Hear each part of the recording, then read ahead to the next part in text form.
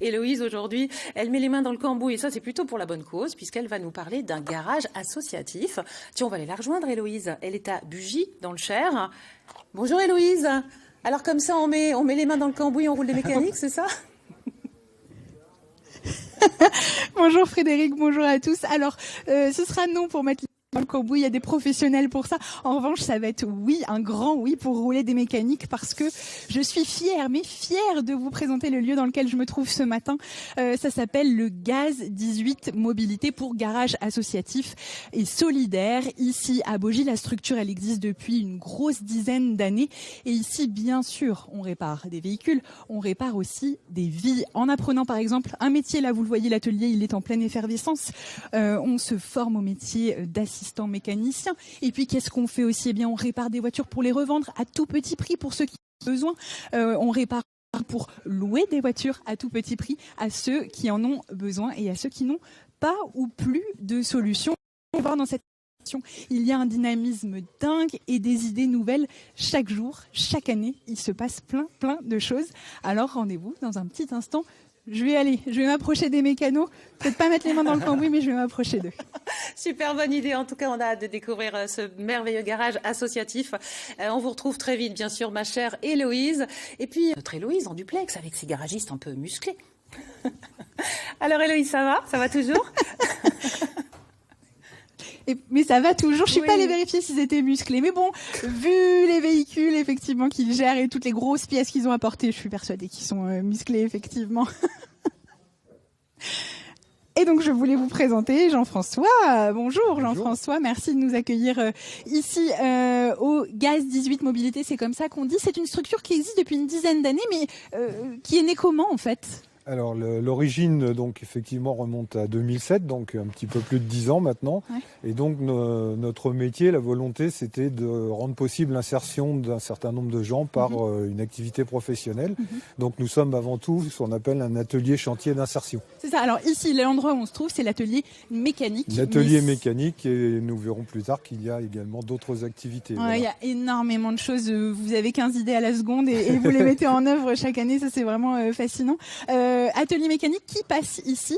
Alors, ce sont donc des adhérents bénéficiaires qui sont prescrits par des travailleurs sociaux, par des structures d'insertion.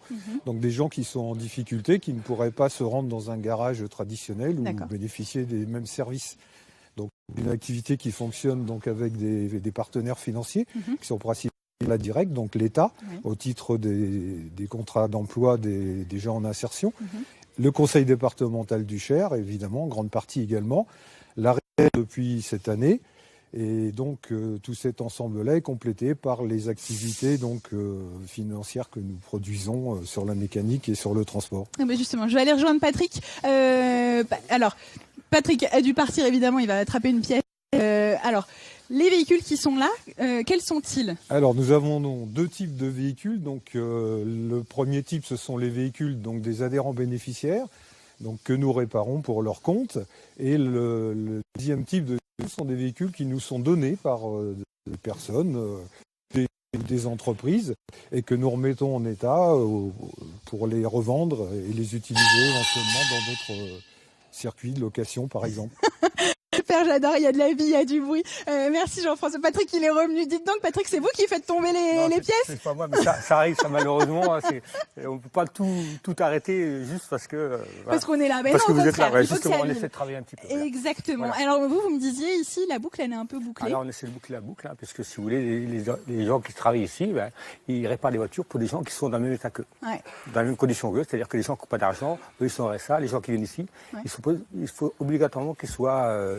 allocataire du RSA. C'est ça. Donc c'est la clé pour rentrer ici. Et alors vous, donc ça veut dire que vous avez plein de profils qui vous arrivent entre les mains et il faut qu'en 6 mois, 1 an, 2 ans, 2 ans maximum, ils deviennent mécanos.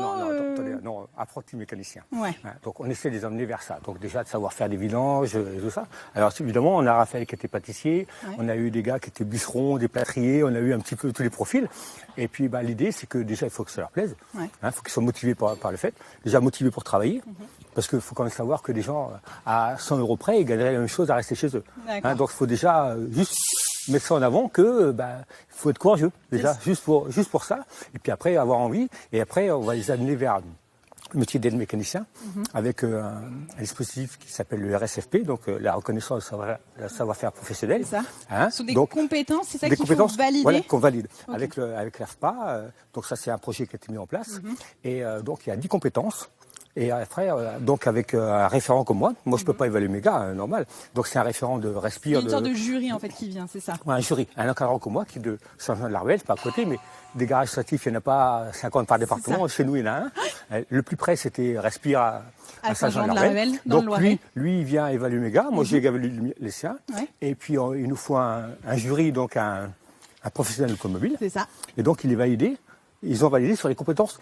Ça veut dire que le jour J, il y a quelqu'un qui les a vus faire et qu'ils sont capables de faire. C'est ça. Alors justement, Raphaël, ouais. Alors c'est vous le pâtissier, c'est ça Anciennement pâtissier. Alors, mais qu'est-ce qui s'est passé? Comment vous avez atterri ici? Eh ben, j'interviens ici parce que je suis passionné de mécanique. Donc du coup, j'ai postulé à Pôle emploi et j'ai eu l'opportunité de venir ici. Donc ça fait déjà 1 an que je suis au garage, que je me plais bien. Ouais. On est bien dans tout domaine. Qu'est-ce que vous envisagez de faire après? Après, mon but c'est de finir mes 2 ans, parce que c'est 2 ans maximum. Et au bout des 2 ans, donc là, après de postuler dans un garage quelconque, et vu qu'il demande de l'expérience, comme ça, j'aurai de l'expérience et j'espère pouvoir aboutir sur un garage. Voilà. Garage avec peut-être un CDI à la clé, en tout cas. Ça court plus trop les rues, mais au moins CDD, ça serait déjà pas mal en mécanique. Ça marche. Merci beaucoup, Raphaël. On n'a pas eu le temps d'aller voir. Il y a Patrice qui est là-bas et à Lille. Et je vais vous dire que ils bossent bien, eux. Ils les mettent les mains dans le cambouis, ils se salissent, ils n'hésitent vraiment pas. Et surtout, ils sont très heureux parce qu'il y a une super ambiance entre eux. Et en tout cas, ils sont super touchants, vos copains garagistes du Gaz 18. Et puis, petite dédicace à Jean-François, j'aime beaucoup sa barbichette. Hein, voilà. À tout à l'heure, Héloïse. Vite, on va aller prendre des nouvelles d'Héloïse. Mais oui. Alors, Héloïse, comment ça va? Pas trop froid, là, vous êtes dehors, mais vous êtes entourée de belles carrosseries, hein, comme on dit. Hein. Waouh. Ça carbure toujours avec elle. Oh, les jeux de mots, ça y va aujourd'hui. Le festival, hein. On a un quota liquidé. C'est un peu facile, Oh, ça va. Mais ils sont beaux. Alors moi j'allais dire, j'ai une très bonne nouvelle pour nos agriculteurs bio de la région. Il pleut à verse et du coup ça va être bon pour la terre. Et nous on avait quand même envie d'être dehors parce qu'on voulait vous montrer un petit peu le parc de véhicules que récupère le garage associatif et solidaire, parce qu'en fait tous les véhicules qui sont là, on est d'accord, ce sont des gens qui vous les donnent. Tout à fait. C'est beau quand même. C'est la solidarité, Ouais. c'est le don partagé, effectivement, et c'est tout à l'honneur des personnes qui nous donnent ces voitures. Alors, les voitures qui sont là autour de nous, ce sont des voitures qu'on va pouvoir louer, c'est ça? Parce que ça, c'est une idée que vous avez eue, vous vous êtes dit, il y a des gens, ils ont le permis, mais ils n'ont pas forcément l'argent pour avoir le véhicule, c'est ça? Ça fait partie effectivement de nos priorités, de notre but, de notre objectif, pour que personne ne soit laissé au bord de la route. Nous avons créé ce secteur location. Alors à l'année, il faut savoir que nous louons environ une vingtaine de locations. D'accord. À la semaine ou au mois. Et à petit prix à chaque fois, c'est Oui, ça? tout à fait, autour de 150 € au mois ou 40 € À la semaine. semaine. Et ça débloque plein de situations. Oui, ça débloque, ça permet aux gens qui ont des problèmes de déplacement, effectivement, de louer ces voitures à moindre coût. Parce que ça peut être quoi? Ça peut être, tiens, j'ai une formation qui va peut-être derrière me permettre de déboucher sur un emploi, Ouais, mais tout j'ai à pas fait. de voiture pour Oui. y aller, comment je fais? Eh bien, il y a cette Il y solution-là. a cette solution, cette réponse, effectivement, car les difficultés liées à la mobilité, c'est souvent un frein à l'emploi et à la vie quotidienne. Exactement, Voilà. et à l'intégration de manière Oui, à générale à l'intégration. notre société. Jean-François, moi je voulais qu'on passe un petit peu en revue aussi ce joli parc auto, parce que ici, toutes ces voitures-là, elles sont passées entre les mains de vos mécanos, elles Absolument. ont été retapées, bichonnées. Absolument, donc ce sont des voitures également qui nous ont été données. Donc ce sont des voitures que nous remettons en état, qui passent les contrôles techniques bien évidemment, et qui sont revendues donc dans des conditions financières très acceptables, entre 1000 et 1500 € la plupart du temps. D'accord. Et donc tout ce parc-là est un parc de véhicules disponibles. Alors la particularité, c'est que l'on peut réserver des voitures puisque les gens qui accèdent à l'acquisition de ces voitures sont prescrits également. D'accord. Ça veut dire qu'ils ont été envoyés ici par des travailleurs sociaux. Voilà, exactement comme des pour les structures. prestations de mécanique ou la location. D'accord. Et donc ces gens ont souvent aussi besoin d'un petit coup de pouce que le département va leur donner sous forme d'une aide ou de faire un microcrédit. Et donc ça nous oblige à bloquer la voiture pendant un certain temps pour qu'ils aient le temps de monter leur dossier. Donc si à l'issue de ce délai, le dossier n'a pas abouti, évidemment, on la remet en vente à nouveau. D'accord. Alors là, je vois, il y a une petite voiture à 1300, Voilà. 1200 euros. Voilà. 1200 ici aussi, c'est. Voilà, c'est l'ordre de grandeur de prix, c'est très rarement au-delà de 1500. On peut avoir occasionnellement une très belle voiture, beaucoup plus récente, qui serait un peu plus chère. Mais Et j'allais vous demander ça. Est-ce que des fois vous récupérez des petits bijoux? Alors, on en a récupéré, mais ça devient assez rare puisque les primes pour la transition énergétique font qu'aujourd'hui, les gens peuvent faire reprendre leur véhicule dans un garage, y compris pour l'acquisition d'un véhicule d'occasion. Et donc, ça a considérablement diminué la qualité des dons qui nous étaient faits jusqu'à maintenant. D'accord. Donc, c'est pour ça qu'on a grand besoin d'aide sur cet aspect-là. D'accord. Et alors, comment sont venues justement ces idées-là? Parce qu'au départ, on est d'accord, au départ, le Gaz 18 Mobilité, c'est cet atelier, ce chantier d'insertion où on fait de la mécanique. Ensuite, comment vous avez pensé à développer ces services-là? Bien, le développement des services, il s'est fait autour d'une part du besoin de complément de financement qu'on avait. Il fallait qu'on trouve des activités quand même qui nous amènent un petit quelque chose. D'accord. Et puis, il fallait relancer tous ces véhicules dans un circuit pour que, voilà, c'est des véhicules qui ne servaient plus aux gens qui les possédaient, mais qui peuvent servir à d'autres. Est-ce que vous savez combien de personnes vous aidez chaque année, le Gaz 18 Mobilité? Alors, c'est assez compliqué. Au niveau de la réparation automobile, je pense une soixantaine, entre 60 et 100 personnes. D'accord. Sur la location, donc actuellement, on a 5 véhicules. Nous avons un projet 2019 donc de mettre des points mobilité dans d'autres endroits du département où les gens pourront récupérer les voitures à louer sur place, donc avec des partenariats avec d'autres structures associatives. Et donc voilà. Et donc étendre un petit peu votre réseau d'entraide peu partout dans ce département. Sachant que notre objectif, nous sommes quand même une plateforme de mobilité à vocation rurale. D'accord. Donc on va toujours sur le réseau rural. Notre objectif, c'est ça. C'est ça. Et c'est vrai qu'on ne l'a pas précisé depuis le début de cette émission. Bogies dans le Cher, on est à 25 km à peu près de Bourges. Voilà. Et quand vous venez de Bourges jusqu'ici, vous croisez effectivement pas mal de champs, pas mal de cultures. Même si c'est Bogies, c'est un très très beau village. Merci beaucoup Jean-François. On se met au sec, à l'abri, et on va vous parler d'une autre brillante idée de cette association. Oui, allez vous réchauffer un petit peu. Et puis bravo, quelle initiative, permettre à des gens qui n'ont pas de mobilité de pouvoir accéder à des voitures à pas cher.